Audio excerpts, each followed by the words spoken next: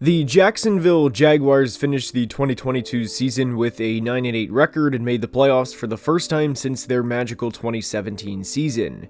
It was a much-needed breath of fresh air, as in the previous 2 years they went a combined 4-29, and there were concerns entering the 2022 season that Urban Meyer could have ruined one of the best quarterback prospects this century in Clemson's Trevor Lawrence. The 2022 success came after a year in which Trevor not only threw more interceptions than touchdowns, but also tied for leading the league in INTs. And despite how we view the Jags now, a good young team with a very bright future, they still faced a ton of adversity in 2022 as they were 3-7 through 10 games and even 4-8 through 12 games after a 26-point loss in Detroit. But they won their final 5 regular season games, and they made some sort of comeback in the wild card round of the playoffs. And that comeback was only the third largest in NFL postseason history, as they secured the first playoff win in the Trevor Lawrence era. They would go on to lose in the divisional round of the playoffs to the Kansas City Chiefs, and there's no shame in your season ending in Arrowhead Stadium. But how will the Jags do in 2023? Well, that's what we're going to discuss in today's video. Now let's begin.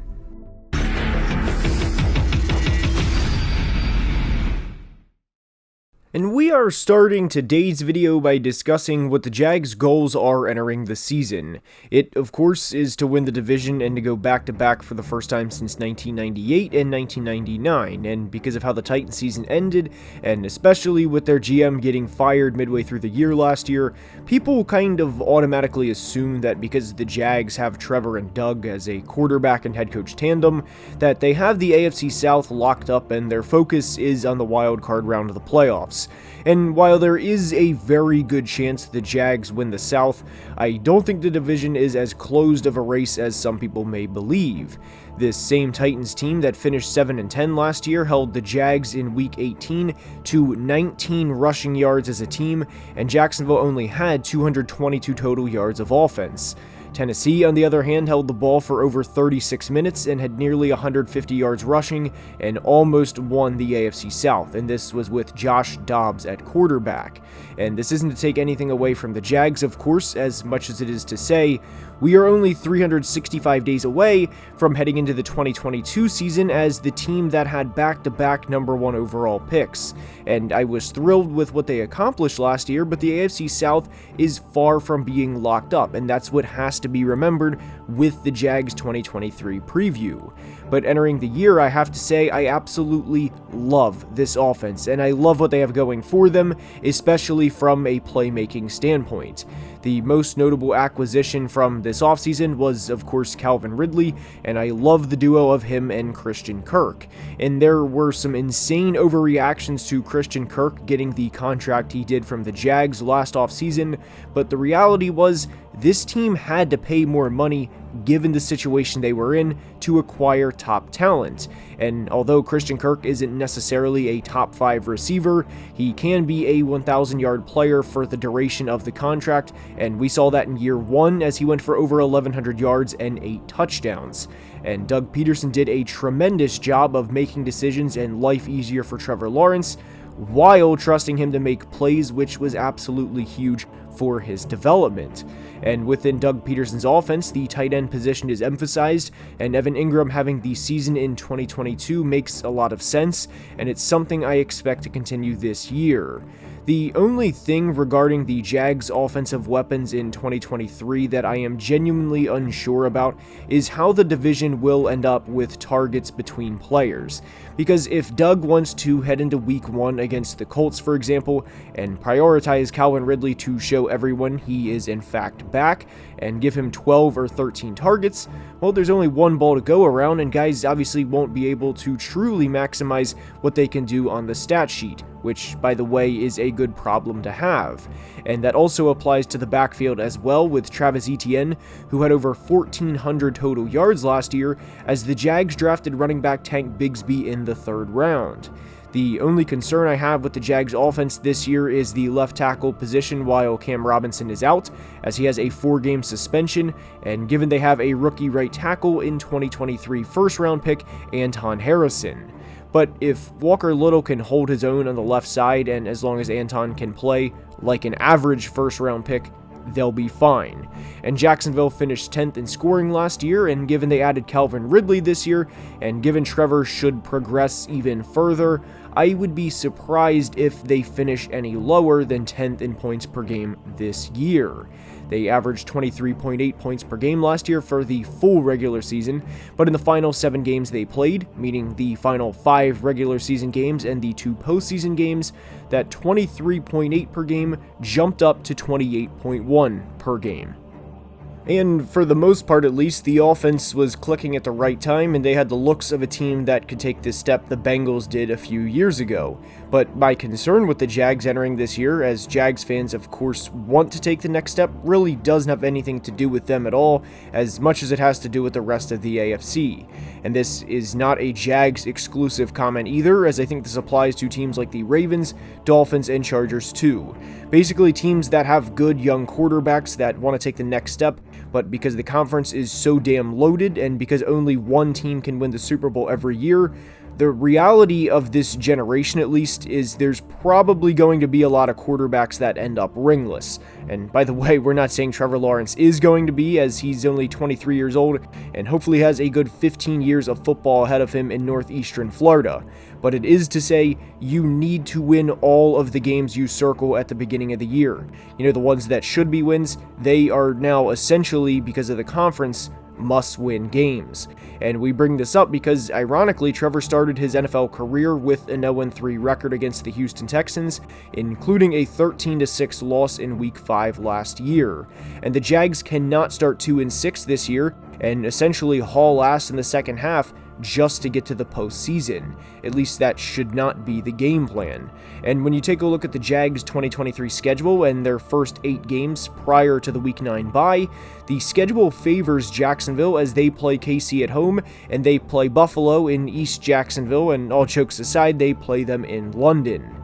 But they could have went to KC or could have went to Buffalo, and they go to neither. And when you take a look at the first 8 games, truly how many of these are unwinnable? And I think the answer is 0, and that doesn't mean they're going to start 8-0 of course, but they could easily start 6-2, which in this conference is huge. Obviously every team wants the number 1 seed and to get that first round bye, but having the number 2 seed and ensuring 2 home playoff games, assuming you win the wildcard round of course, is huge. The Jags defense quietly finished 12th in points allowed per game last year, as there was a ton of attention on how the offense would do under Doug Peterson last year, but they were a very good unit, and they forced 27 turnovers over the course of the season, which ranked 5th in the entire league, and the Jags finished the year with a +5 turnover margin. And this team actually lost 13 fumbles offensively last year, which ranked 30th, so I do expect the Jags turnovers to go down a hair this year too, as that's a lot of fumbles to lose in one season. But where the Jags defense was good was the rushing defense. They allowed 4.2 yards per carry, which ranks 7th in the NFL, and out of the 19 games they played, including the postseason of course, they allowed 100 yards or less 8 times and were 6-2 in those games.